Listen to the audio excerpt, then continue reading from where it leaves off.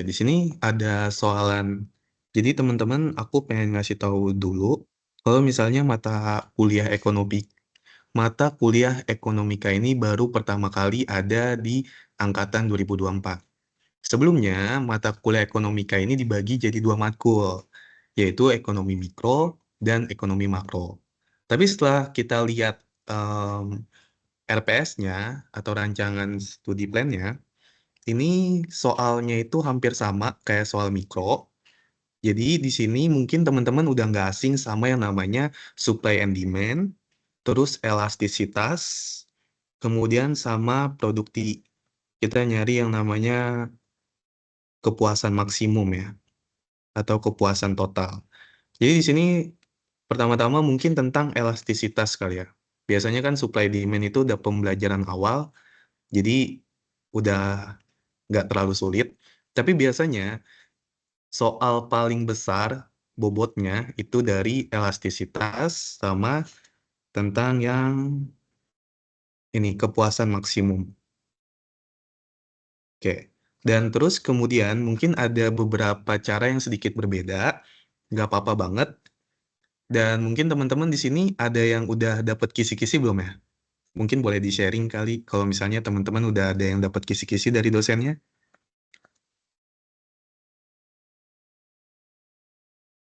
Nggak ada ya? Nggak ada yang dapat kisi-kisi. Ya, nggak apa-apa.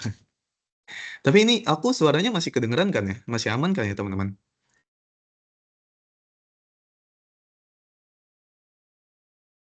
Aman, Kak. Oke, oke. Soalnya aku nggak ngelihat em, kalian ini. Oke. Jadi kita masuk dan mulai dari elastisitas dulu. Habis dari elastisitas, baru kita ke yang produksi dan kepuasan maksimum. Baru nanti kalau misalnya masih ada waktu, kita belajar supply demand sedikit. Oke, tentang elastisitas sendiri ya, teman-teman. Sebenarnya di sini, kemungkinan yang dipertanyakan atau yang menjadi pertanyaan itu seringkali sama dan keluar di setiap soal, di setiap semester, di setiap tahunnya.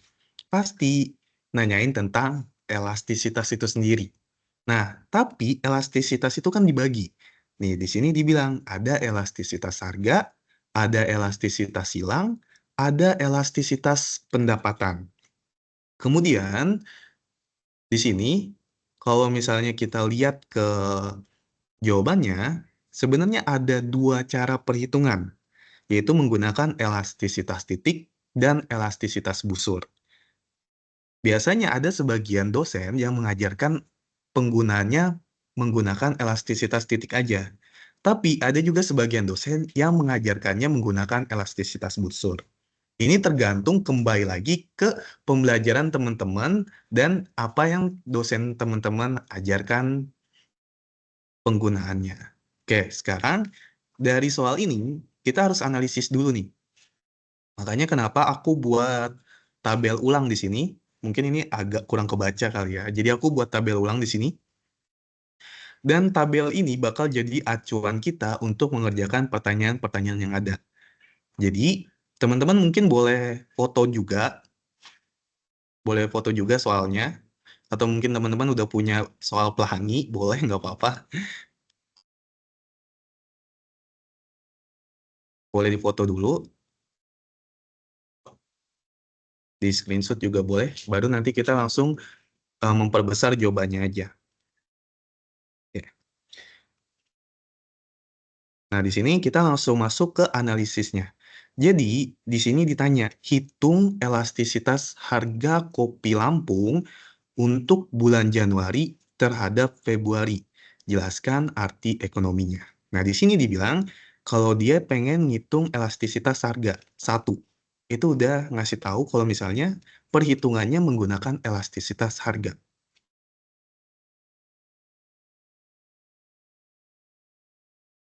Kemudian dia pengen ngelihat kopi Lampung untuk bulan Januari, yang ini, terhadap Februari di tahun 2020.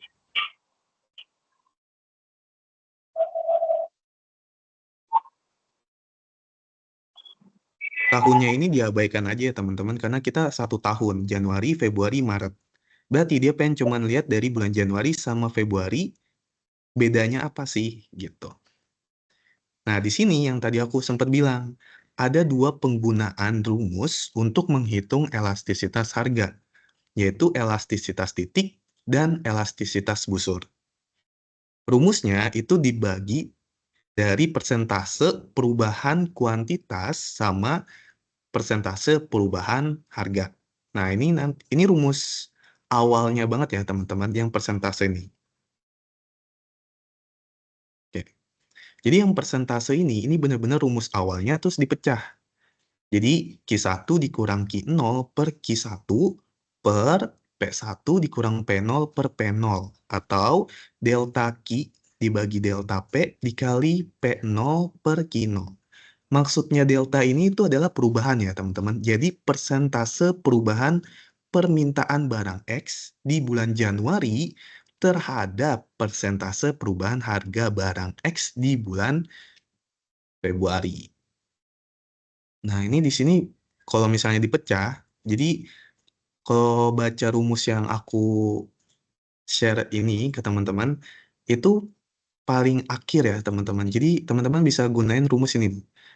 Q1 dikurang Q0 per P1 dikurang P0 dikali P0 per Q0. 0 itu harga awal ya. Kalau misalnya di soal dibilang, yang pertama dibilang adalah bulan Januari. Berarti Q0 dan P0-nya adalah bulan Januari. Yang awal terhadap Februari.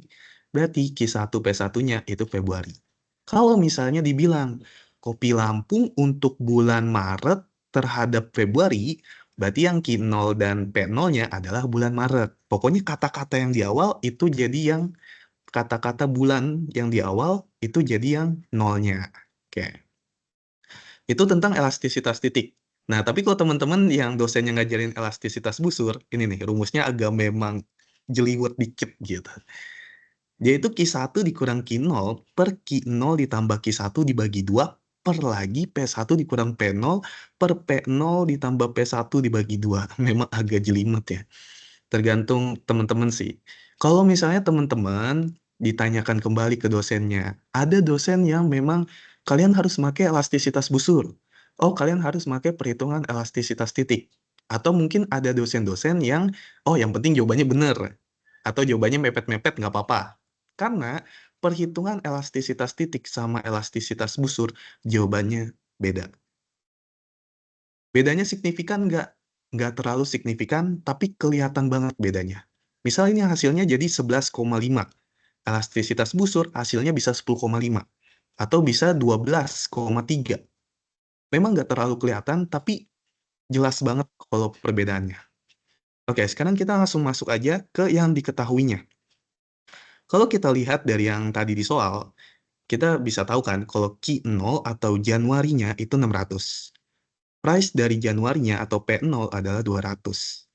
Q1-nya yang bulan Februari 480, P1 dari yang bulan Februari adalah 220. Ini harusnya sama ya teman-teman. Nah ini aja yang dihitung karena kita mau lihat kopi Lampungnya aja. Oke, kalau udah sama kita sekarang gini. Biasanya aku sempat diajarin sama dosen itu elastisitas busur. Tapi waktu jawab soal, aku pakai elastisitas titik. Dan itu nggak dipermasalahin sama dosennya. Tapi kembali lagi, tergantung kebijakan dosen. Kalau misalnya dosen kalian nggak menjelaskan atau memberikan yang signifikan tentang, oh kalian harus oh kalian harus make rumus ini ya, oh kalian harus menggunakan perhitungan ini ya. Nah, kalian bisa cara jawabnya gini. Dengan asumsi elastisitas titik, maka perhitungannya seperti ini. Kita masukin aja nih teman-teman dari yang diketahui. Jadi kalau teman-teman udah tahu diketahuinya apa dan apa rumusnya, benar-benar tinggal masukin angka doang. Nih, Q1-nya dimasukin aja 480, terus Q0-nya masukin aja 600, per P1 dikurang P0, P1-nya itu 220, P0-nya itu 200. Dikali P0 200 per 600. Nah, ini jawabannya. Kalau teman-teman ketemu jawaban yang kayak yang kecil dikurang sama yang lebih besar, kayak 480 dikurang 600 kan ini hasilnya minus. Minusnya itu jangan dihilangin dulu. Selama perhitungan, minusnya jangan dihilangin dulu. Udah tulis aja minus. Jadi di sini makanya kenapa saya tulis minus.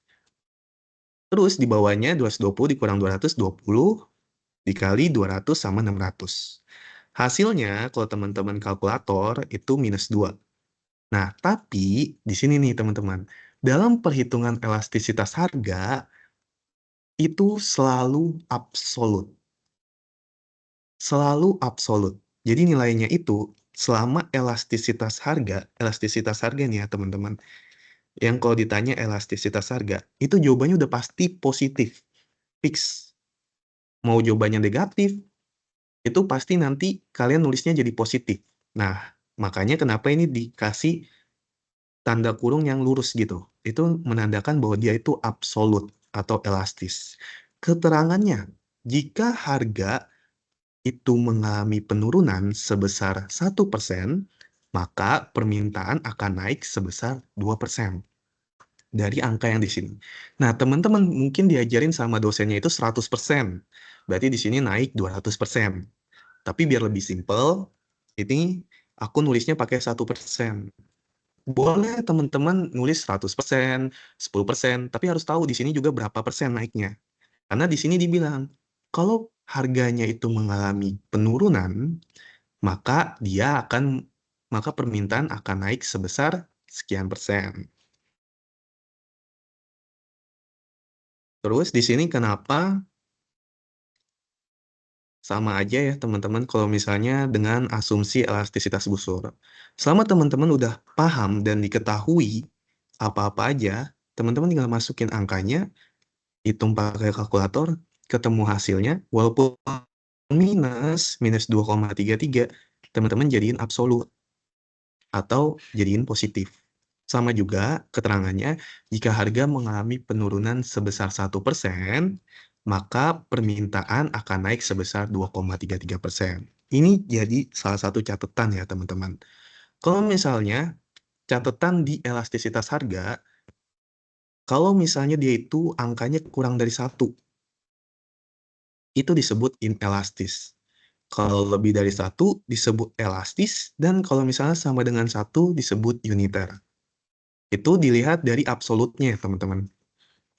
Maksudnya kurang dari 1 itu 0,9, 0,7. Jadi kalau misalnya dia minus 2, berarti dia itu termasuk dari, karena dia minus 2,33 kan dia diabsolutin dulu. Kalau udah jadi absolut, berarti dia di atas 1, berarti dia termasuk barang elastis. Oke, sampai sini dulu nih. Ada yang mau ditanyain nggak? Ada yang bingung nggak? Kak, boleh lihat tadi rumus yang di atasnya nggak, Kak? Boleh banget. Oke, gimana? Beda lagi diajarin sama dosennya rumusnya? Sama, Kak, sama. Oke, mantap. Karena biasanya dosen tuh pasti selalu pakai elastisitas titik atau elastisitas busur. Itu tergantung dari buku yang jadi acuan dosennya. Atau tergantung dari pengalaman dosen atau perspektif dosennya itu sendiri. Pasti selalu pakai antara elastisitas titik atau Kak, elastisitas screen-nya busur. hilang. Oh iya? Oh iya, masa sih? Oke, bentar. Maaf ya. Thank you udah dikasih tahu. Sebentar, sebentar.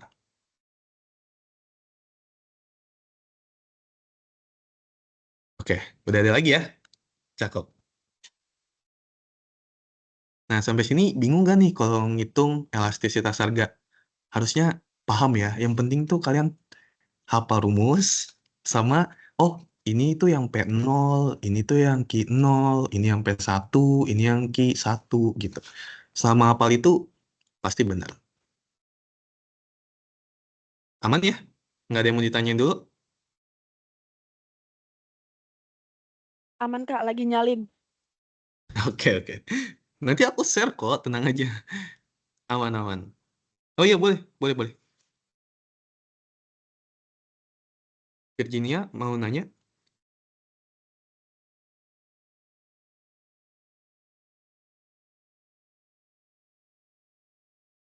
Enggak. Oh iya, Alicia mau nanya?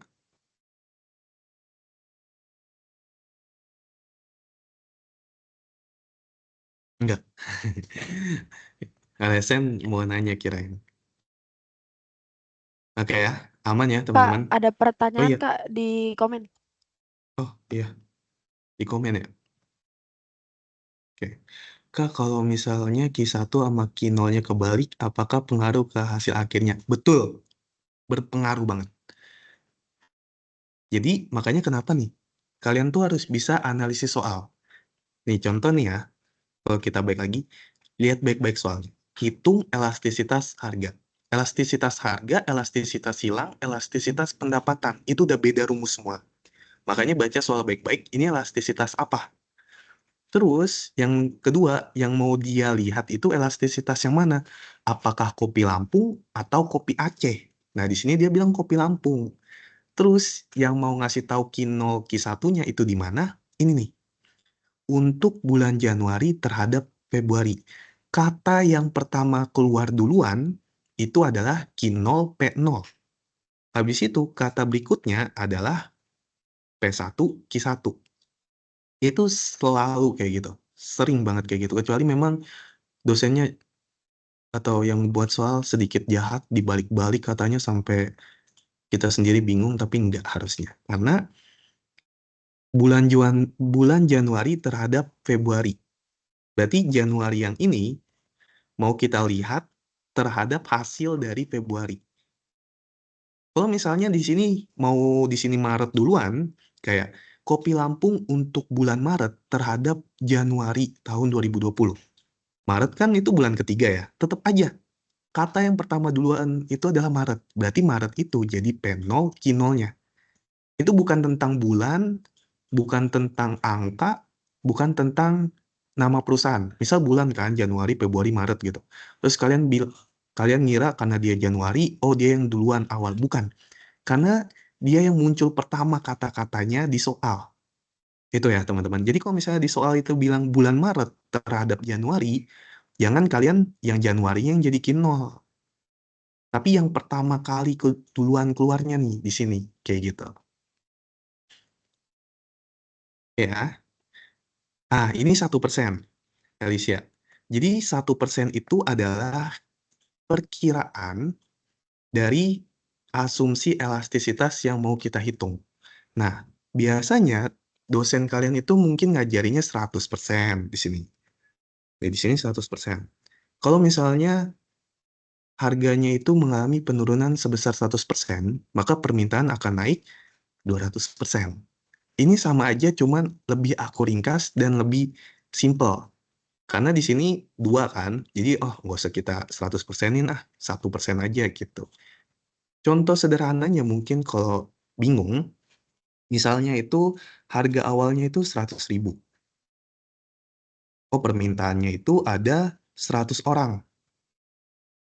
Kalau misalnya harganya turun, jadi 80.000. Nah, kalau harganya turun, misalnya barang apapun deh, harganya turun. Pasti banyak nggak sih orang yang lebih pengen barang itu? Contoh, misalnya es teh itu harganya 5.000. Tiba-tiba dijual di kantin, es teh itu cuma 2.000. Pasti kalian pada beli kan? Nah, itulah kenapa kalau misalnya harganya turun, permintaan itu bakal naik. Nah, di sini perkiraan jika penurun. Makanya kenapa selalu di awal itu bilangnya jika. Karena itu em, perkiraan. Jadi perkiraan kalau misalnya penurunan itu sebesar 1%, maka permintaan akan naik 2%. Jadi kalau misalnya nih, kan di sini dibilang nih, oh ternyata bulan Januari itu harganya 200. Tapi kok di bulan Februari itu naik harganya. Tapi kalau misalnya harganya naik, berarti di sini berkurang dong. Nah, itu kebalikan dari sini aja. Sama aja, teman-teman. Kayak gitu. Oke? Aman? Di sini? Ada yang mau kembali ditanyakan? Semoga penjelasan aku nggak bingung ya. Oke, good. Jessica, mantap. Ke Alicia masih bingung? Atau yang lain? Kak, saya mau Aman? tanya. Boleh.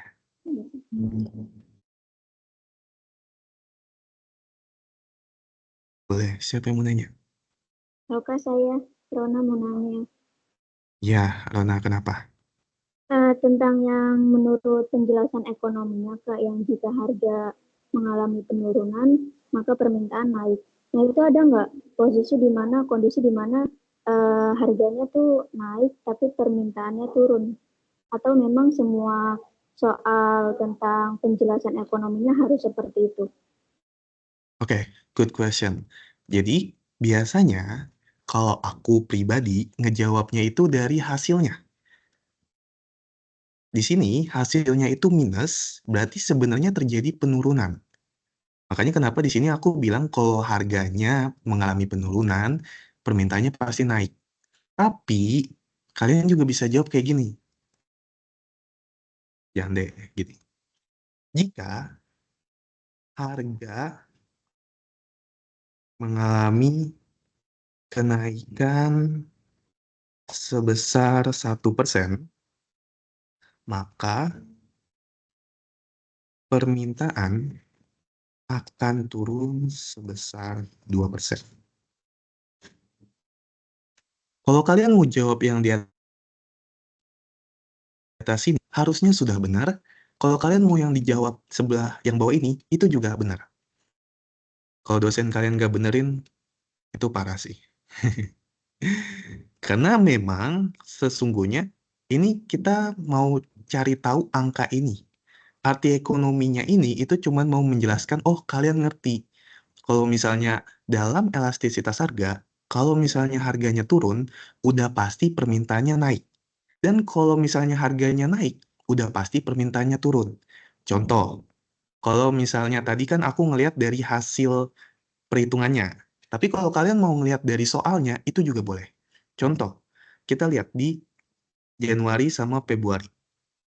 Dari Januari ke Februari itu harganya naik, tapi kuantitasnya turun. Kalau misalnya harganya, wah di sini nggak ada ya. Nah, jadi kalau misalnya contoh aja harganya, oh kita lihat nih, kalau harganya dia turun nih dari Februari ke Januari, berarti kuantitasnya juga turun. Itu udah pasti saling berkebalikan. Kalau misalnya di elastisitas harga. Kecuali beberapa barang tertentu tuh, yang kalau misalnya harganya naik, permintaannya juga bakal tetap naik. Nah, itu ada di elastisitas terhadap barang-barang tertentu. Tapi biasanya kalau misalnya udah ditanya elastisitas harga, itu nggak bakal keluar.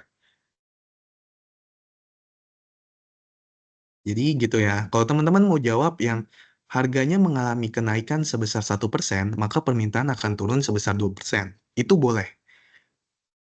Kalau misalnya teman-teman jawab harga mengalami penurunan sebesar 1%, maka permintaan akan naik sebesar 2%. Itu juga boleh.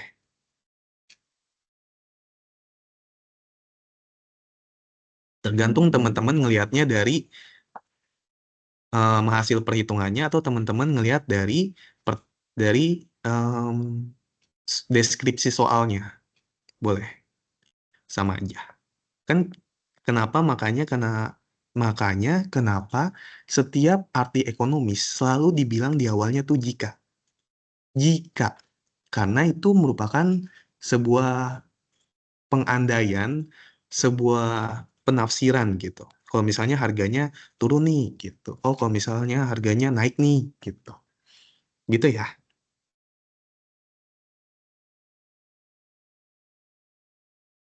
Terjawab? Sudah Kak, terima kasih. Oke, mantap. Ada lagi? Sampai sini ada yang mau ditanya?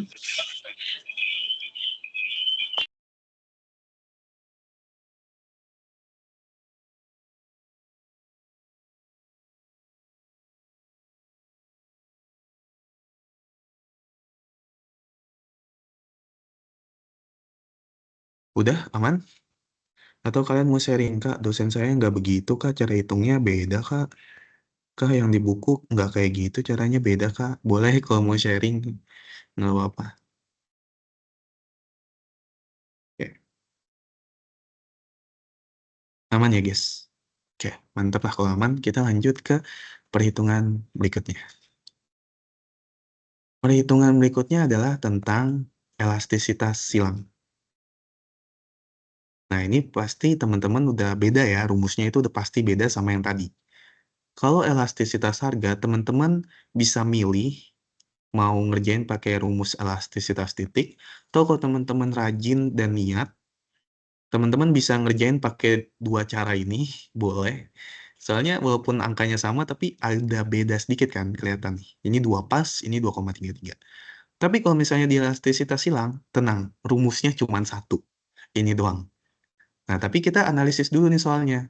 Kalau misalnya elastisitas silang, dia bilang mau lihat kopi Lampung dan kopi Aceh. Oh, berarti dua-duanya nih. Biasanya elastisitas silang itu selalu ngebandingin antara harga barang A sama harga barang B. Makanya disebut elastisitas silang. Kalau tadi elastisitas harga, itu dibilangnya untuk ngelihat, oh kalau harganya naik, permintaannya turun berapa. Kalau misalnya harganya turun, permintaannya naik berapa. Kalau elastisitas silang, dia mau ngelihat, oh kalau misalnya kopi Lampung harganya naik, apakah kopi Aceh permintaannya akan naik? Nah, contoh lagi, apakah ketika Aqua harganya jadi 10.000, Le Mineral harganya bakal jadi 10.000 juga? Kayak gitu ya. Itu konsep elastisitas silang. Sekarang kita lihat lagi nih. Oh, bulan Februari terhadap Maret. Berarti yang udah pasti jadi Q0, P0 adalah bulan Februari.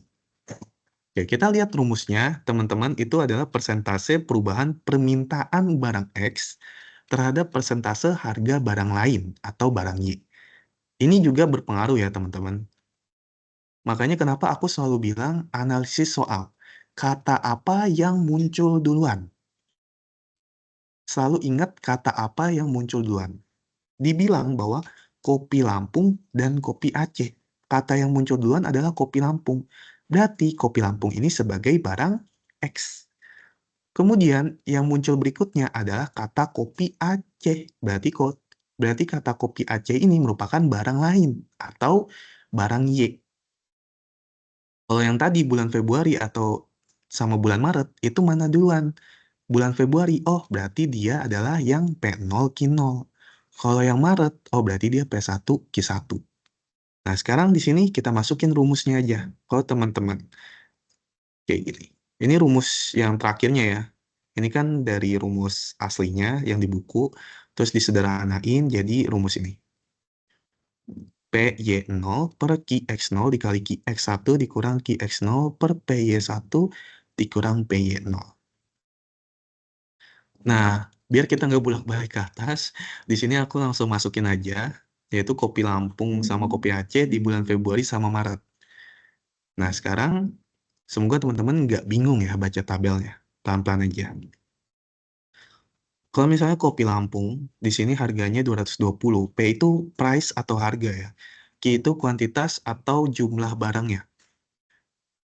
Jadi kopi Lampung harganya P.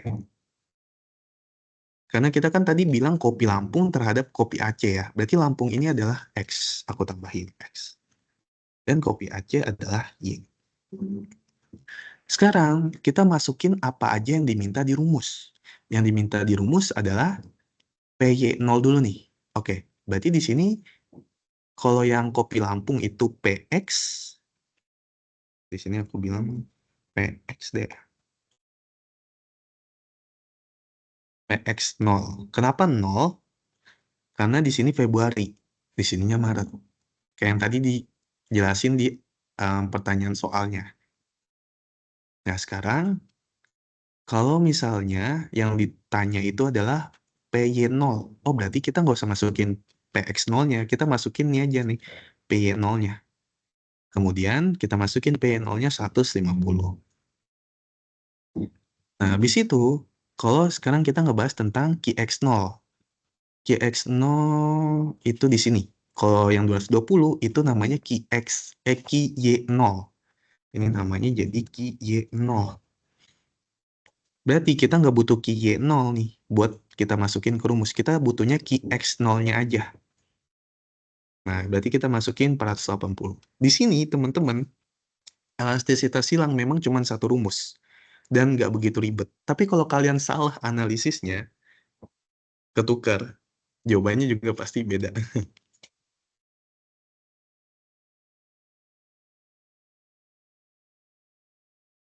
Sama aja ya teman-teman yang di sini. Yang penting kalian bisa ngerti, oh kenapa 220 tuh nggak dimasukin. Kenapa yang dimasukin 150? Karena dia itu 220 itu PX1. Dan kita nggak butuh itu di dalam rumus ini. Oke, teman-teman masukin aja perhitungannya.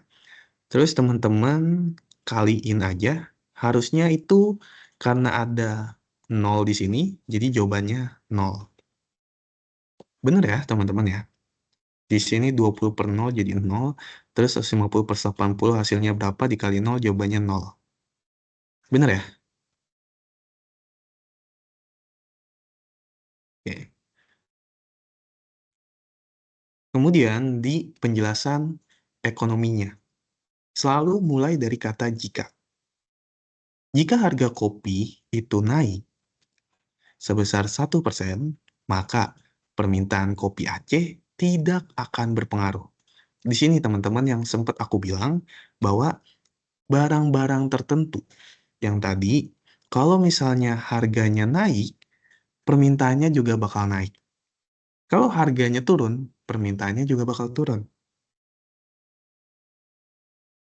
Contoh, kalau misalnya harga beras naik,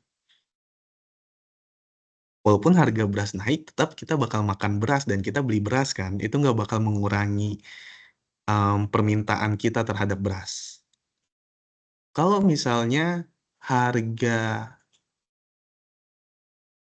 singkong itu naik, apakah permintaan beras bakal turun atau tidak akan berpengaruh? Nah, itu yang bakal dijadiin dan dipertanyakan di soal biasanya. Teman-teman biasanya nggak perlu ribet atau pusing nyari contoh soal tentang elastisitas atau barang komplementer, substitusi, atau barang netral. Kalau barang netral itu pokoknya dia nggak berpengaruh. Kalau barang substitusi itu dia barang yang harganya naik bakal tetap naik. Kalau komplementer itu harga yang barang X naik, permintaan barangnya itu bakal turun. Oke, sampai sini lagi. Ada yang mau ditanyakan?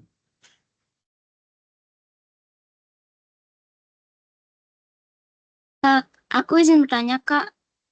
Mm-mm. Kan kalau punya aku, kelas aku, kita pakai rumus elastisitas silang yang pakai rumus average, Kak. Kalau kita kan pakai koma, Oke, hasilnya kan bakalan beda. betul. Jadi salah atau kagak, Kak, kalau misalnya beda gitu? Elastisitas silangnya itu pakai yang average ya? Iya, Kak. Oke. Biasanya sih, bukan biasanya ya, karena kebetulan aja dosen aku itu ngajarinya pakai rumus yang kayak gini. Karena kalau pakai average tuh dia, kata dosen aku lebih rumit perhitungannya. Bener nggak? Semoga nggak ya. Bagus berarti kalau nggak rumit. Jadi, karena begini, teman-teman itu harus tahu dosen teman-teman tuh kayak gimana. Kalau misalnya dosen kalian itu harus make rumus yang diajarin, atau make average, atau make rumus yang lain, itu kalian bisa ikutin rumus yang dari dosennya aja. Tapi kalau misalnya dosen kalian, nggak apa-apa, caranya tipis-tipis lah, yang penting jawabannya benar, yang penting kalian ngerti cara perhitungannya, nah itu bisa pakai ini. Karena aku ngerasa ini jadi lebih simple daripada average. Kayak gitu ya. Nggak salah kok, nggak salah. Tapi kan yang nilai itu dosen. Walaupun jawaban kalian benar, cara kalian nggak sesuai sama yang dia mau, bisa aja itu disalahin. Bisa aja. Oke, makasih, Kak. Oke, kenalin karakteristik dosen kalian ya, teman-teman.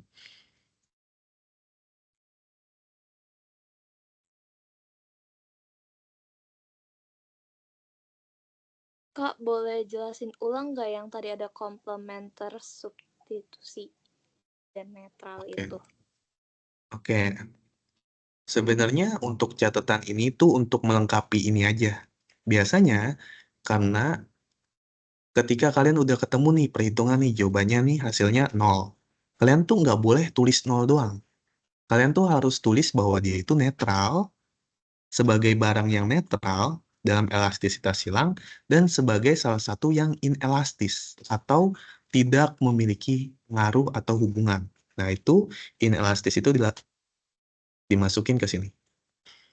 Nah, jadi biasanya kalian tuh harus nulis habis ketemu nih angkanya. Oh, terus di sampingnya itu tulis aja inelastis, elastis, uniter. Terus termasuk apa juga? Oh, ternyata dia termasuk barang netral, barang substitusi, atau barang komplementer. Lihatnya itu dari nolnya aja. Karena bisa aja barang-barangnya tuh berantakan. Misal harga kopi Lampung. Kopi Lampung sama singkong. Atau misalnya nanti beras pada bensin. Nah, yang penting tuh bukan barangnya, tapi tergantung dari perhitungannya. Karena mungkin yang buat soal nggak bakal ngaco-ngaco atau gimana-gimana sih. Biasanya paling kopi, teh, atau beras, atau tepung, telur, paling gitu-gitu aja, nggak yang aneh-aneh. Nah, sekarang, kalau misalnya barang itu tidak ada pengaruhnya, itu disebut sebagai barang netral, yang dimana hasilnya itu 0. Kalau misalnya dia hasilnya misalnya nanti 0,9, 1, 2, 3, itu disebut barang substitusi. Berarti kalau misalnya harga kopi Lampung mengalami kenaikan sebesar 1%, maka permintaan kopi Aceh akan naik sebesar 3%. Berarti dia termasuk barang substitusi, barang yang dipengaruhi oleh barang yang lain. Kalau misalnya dia harganya itu di sini itu adalah di bawah 0. Misalnya udah minus hasilnya. Kalau misalnya yang tadi aku bilang teman-teman, dalam elastisitas harga, minus itu dijadiin plus atau jadi absolut. Tapi kalau dalam elastisitas silang, minus ya tetap tulis minus. Karena nanti ini akan berpengaruh sebagai barang komplementer. Contohnya, harga kopi Lampung mengalami kenaikan 1%. Maka permintaan kopi Aceh akan turun sebesar 1%. Nah, kayak gitu.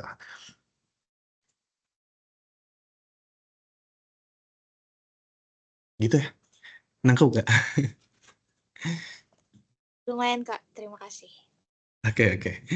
Sebenarnya ini nggak usah apa tuh contohnya ya. Misalnya harga beras terhadap singkong. Nah, kalian mikir oh beras sama singkong tuh hubungannya barang substitusi. Oh, kalau nggak kalian mikir barang komplementer itu apa ya? Misalnya bensin sama kopi. Kalau harga bensin naik, mungkin harga kopi bakal turun. Karena BBM tuh meningkat dan sebagainya. Nggak usah. Pokoknya apalin aja. Oh, ini hasilnya 0. Oh, berarti dia netral. Hasilnya minus. Oh, berarti dia komplementer. Hasilnya 1, 2. Oh, berarti dia substitusi. Udah kayak gitu aja. Kan di sini di arti ekonominya juga nggak ditulis kayak gimana-gimana. Oke, ada yang mau ditanyain lagi?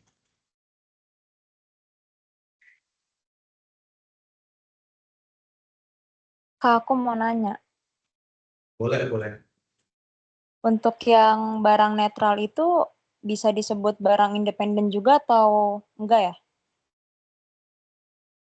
Barang apa tuh? Independen, yang netral. Iya, bisa. Karena dia berdiri Oke. sendiri. Dia nggak berpengaruh Iya. sama yang lainnya.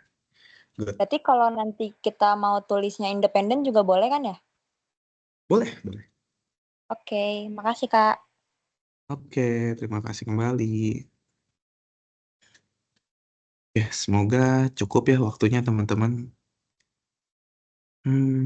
Maaf banget karena aku tidak bawa casan laptop. Oke. Nah, sekarang kita masuk ke elastisitas pendapatan. Sama aja kayak yang tadi, tapi biasanya di sini tuh selalu bakal muncul pendapatan. Nah, itu udah pasti nih. Pokoknya kayak di soal tuh dikasih tahu pendapatan konsumen itu berapa sih? rata-rata kayak gitu. Kita masuk lagi, di sini dibilang hitung elastisitas pendapatan. Udah pasti, rumusnya beda lagi. Kemudian di sini dibilang apa? Oh, kopi Aceh. Berarti kopi Aceh aja yang kita hitung. Dia itu di bulan Januari sama Februari. Oh, berarti antara Januari ini sama Februari. Di kopi Aceh, berarti ngitungnya bukan terhadap kopi Lampung, bukan terhadap harga atau kuantitas, tapi terhadap pendapatannya. Di sini dibilang rumusnya itu sama aja ya teman-teman. Yang penting kalian lihat akhirnya aja, karena di sini rumus buku, terus disederhanain. Oke, sekarang seperti semula, yang namanya pendapatan itu pasti berhubungan sama duit. Yang berhubungan sama duit pasti berhubungan sama price, sama harga. Makanya di sini pendapatan itu dibilang atau masuk ke kolom price. Sama aja sih. Pendapatan yang mau kita lihat itu kan bulan Januari sama Februari. Ya udah, oh berarti Januari itu jadi income. Di sini rumusnya itu I itu income ya teman-teman atau pendapatan. Oh berarti income yang 0 itu 60.000 di bulan Januari. Oh berarti kemudian income yang I1-nya itu di Februari 63.000. Berarti sekarang kita lihat adalah QX0 sama QX1. Oh nggak ada price nih. Berarti kita ngelihat Q-nya itu berarti kita ngelihat QX0 sama QX1. QX0-nya itu ada di bulan Januari. Berarti QX0-nya 200, QX1-nya adalah 220. Udah, sesimpel itu. Ini biar, ya harusnya sih mempermudah sih, tapi kayaknya udah pada langsung tahu. Tinggal dimasukin aja rumusnya. 220 kurang 220, 63.000 dikurang 60.000, 3.000, dikaliin aja, ketemu hasilnya jawabannya 2. 2 ini lebih dari 0, berarti dia termasuk dari, lebih dari 1. Maaf, dia itu lebih dari 1 berarti termasuk elastis. Ini ya. Nih, lebih dari 1 berarti termasuk elastis.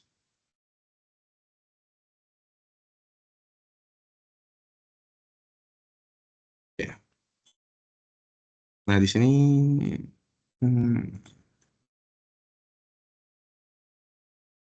mana ya tadi? Oh iya, ini. Nah, kita masuk ke yang elastis. Terus, kita punya catatan lagi nih terhadap elastisitas pendapatan. Kalau dia lebih dari 0, dia itu barang superior. Kalau dia kurang dari 0, dia itu barang inferior.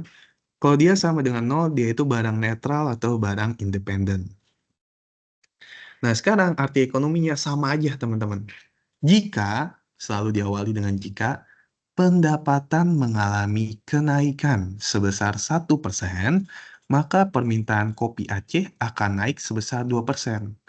Kok naik? Karena di sini hasilnya apa? Hasilnya positif. Kalau hasilnya negatif, wah berarti permintaan kopi Aceh turun. Kita lihat aja di soal, kalau teman-teman nebak nih, oh ternyata dari Januari ke Februari harga pendapatan konsumen naik. Terus lihat kuantitasnya naik juga nggak? Oh naik. Berarti kalau misalnya dari Januari ke Februari pendapatan masyarakat meningkat bersamaan dengan kuantitas kopi Aceh kayak gitu. Sebenarnya kalau kita logikain dari soalnya aja udah ketebak ya. Oh ini harganya naik. Berarti di sini harga kuantitasnya naik dari Januari Februari. Terus kalau dari Februari ke Maret pendapatan konsumen naik nih dari Februari ke Maret. Tapi ternyata kuantitas kopi Aceh dari Februari ke Maret turun. Nah, tapi turun dan naiknya inilah yang dihitung nih, yang pengen dosen kalian tahu kan. Kayak gitu. Oke, sampai sini ada yang mau ditanyakan?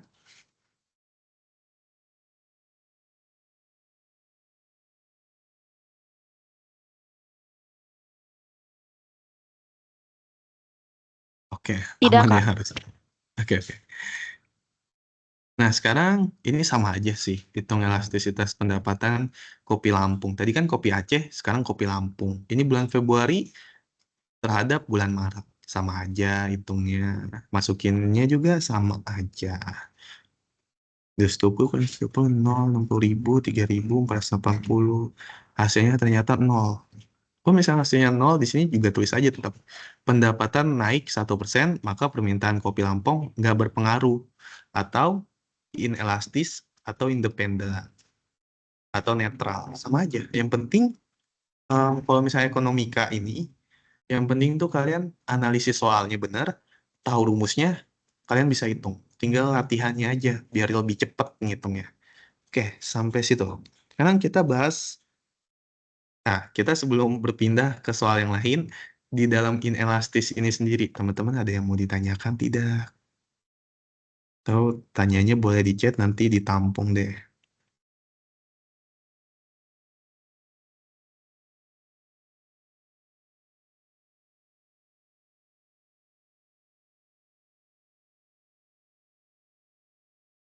Oke, Kak, jika elastisitas silang dapat -1, itu kan netral. Apakah tulisan di sampingnya jadi inelastis?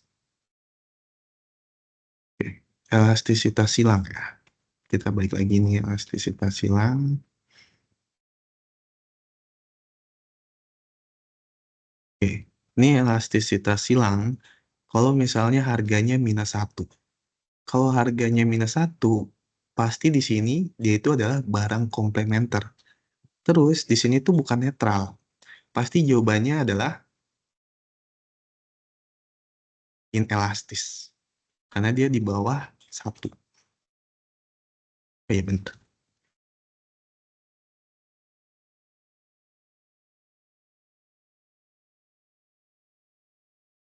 Iya, maksudnya itu inelastis karena dia itu di bawah -1 kan, sesuai dari permintaannya. Tapi kalau dalam elastisitas silangnya, dia itu disebut barang komplementer. Oh iya benar. Oh, oke. Benar. Kok aku bingung sama pertanyaannya. Apa kalau jika elastisitas silang dapat -1, itu kan netral. Tulisan di sampingnya jadi inelastis. Benar. -1 kan netral, tulisannya jadi inelastis. Enggak, kalau -1 dia itu bukan tulisannya netral, tapi dia komplementer kayak gitu. Oke. Untuk ujian prefernya kalau ke ujian, mau tanya, untuk ujian prefernya lebih rumus elastisitas titik atau busur titik, lebih gampang ngitungnya, saset. Tapi kalau misalnya kalian nggak tahu nih, biasanya kan dosen jelasin aja gitu kan. Kalau pas ujian, eh, terserah kalian mau pakai apa, yang penting perhitungannya benar, prosesnya benar. Oh ya udah, kalian tulis ini aja nih, kayak aku nulis, kayak gini. Selalu pakai ini, kata asumsi. Karena kita itu kan ngitungnya perkiraan dan asumsi, nggak ngitung beneran kan. Kita ngitung sesuai apa yang dipertanyakan di soal aja, bahwa kita ngerti konsep, proses, dan perhitungannya. Makanya kalau misalnya di ujian, kalian bebas mau pakai yang mana aja yang udah kalian hafalin, atau yang dosen kalian jelasin. Tapi kata-kata ini itu membantu banget. Dengan asumsi elastisitas titik, dengan asumsi elastisitas busur, gitu.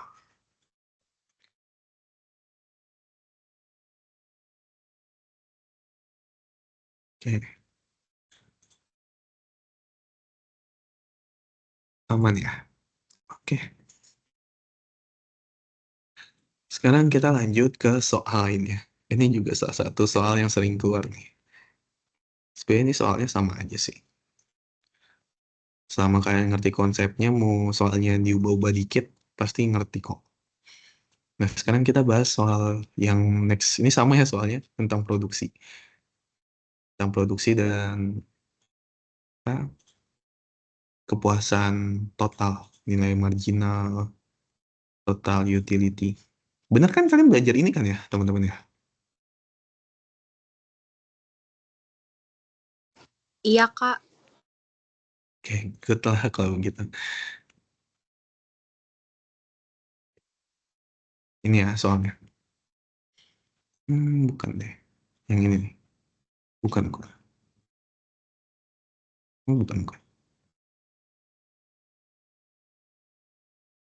Nah, abaikan yang tadi ya.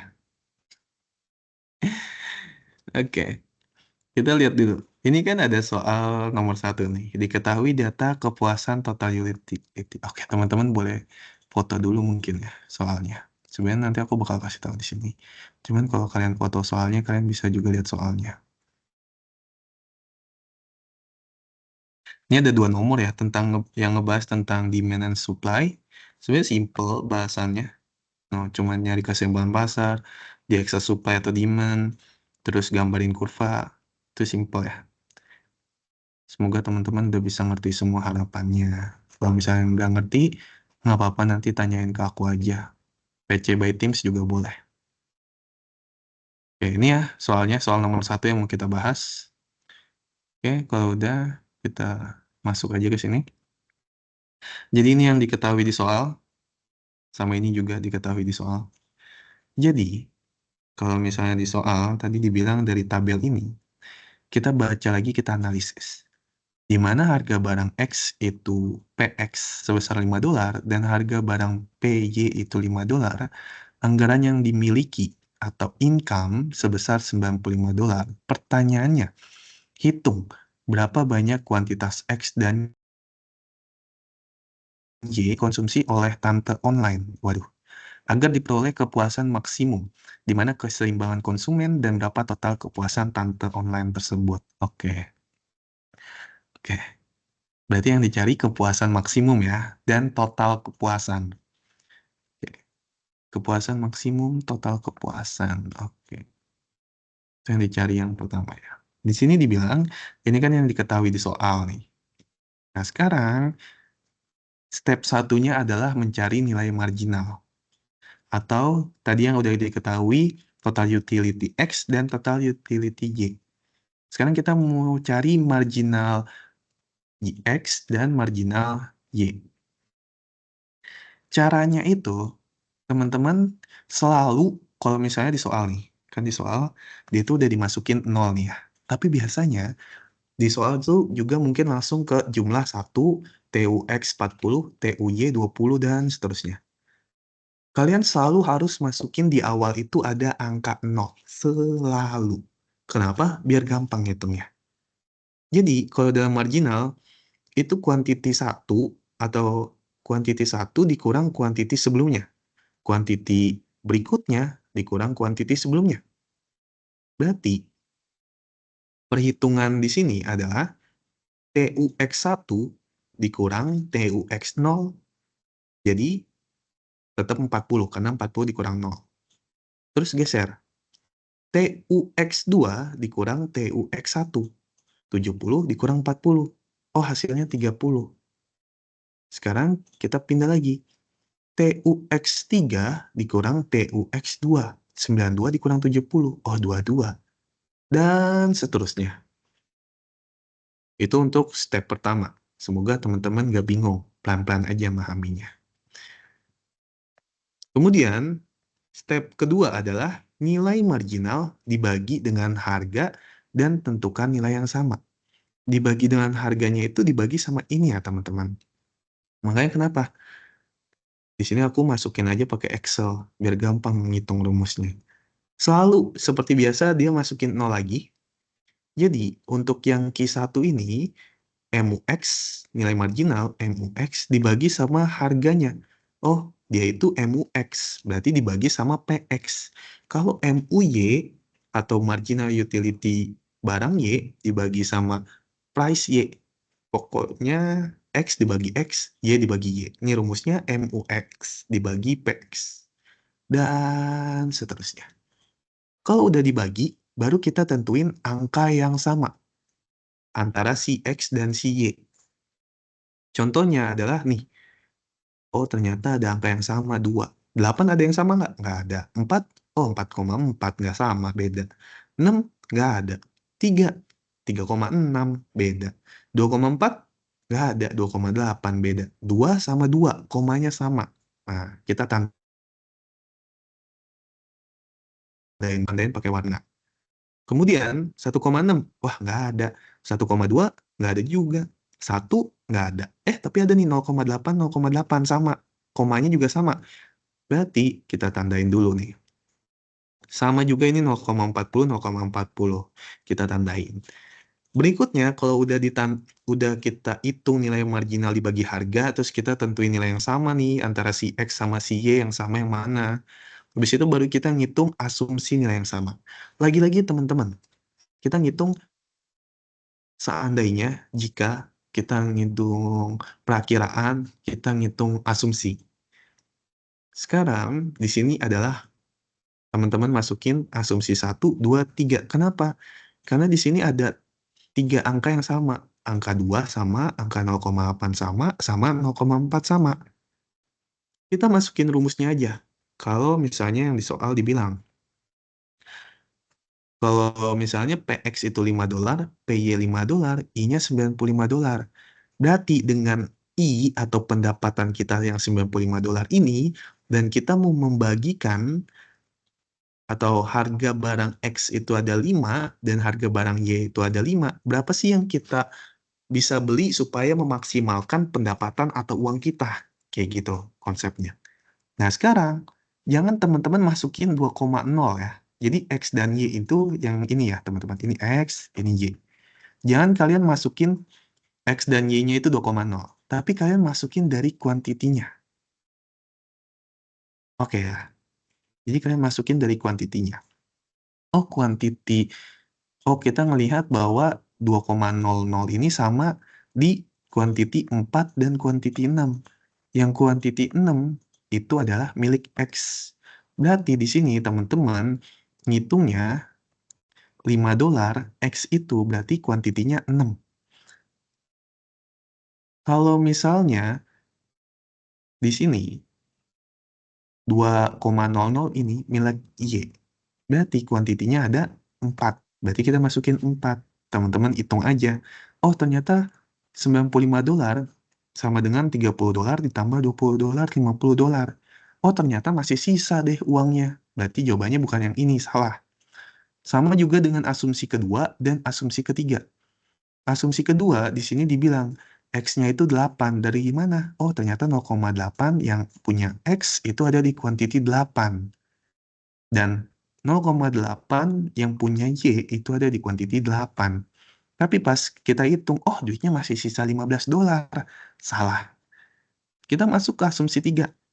Di mana, oh ternyata yang X di asumsi ketiga yang udah kita tandain ini, dia itu punya X-nya itu ada di kuantiti 9. Berarti kita masukin aja, X itu 9, kita kalikan 45. Sama juga dengan yang Y. Tapi pas kita hitung ternyata hasilnya sama.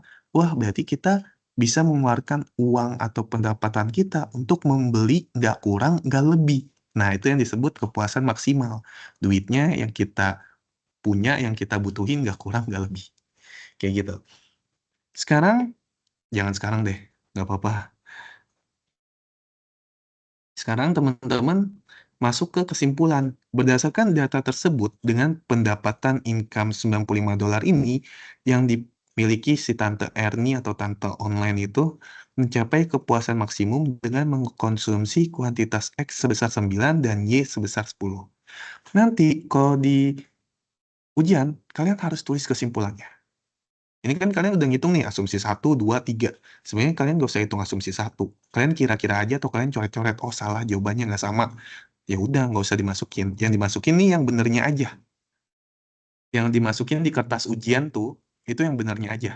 Yang asumsi 1 sama 2 kan kalian coret-coret, kalian hitung-hitung, oh salah jawabannya nggak sama nih, nggak 95. Ya udah nggak usah dimasukin. Tapi kalau kesimpulan wajib kalian masukin. Kata-kata yang awalnya nih, yang berdasarkan data dengan pendapatan income yang dimiliki Tante Ernie, terus habis itu, maka Tante Ernie akan mencapai kepuasan maksimum dengan mengkonsumsi kuantitas X sebesar 9 dan kuantitas Y sebesar 10. Nah, ini maksudnya X-nya 9, Y-nya 10. Tapi kalau misalnya nanti kalian nggak apal lah, karena ini kebanyakan ya, gitu. Kalian yang penting ngerti konsepnya. Oh, berdasarkan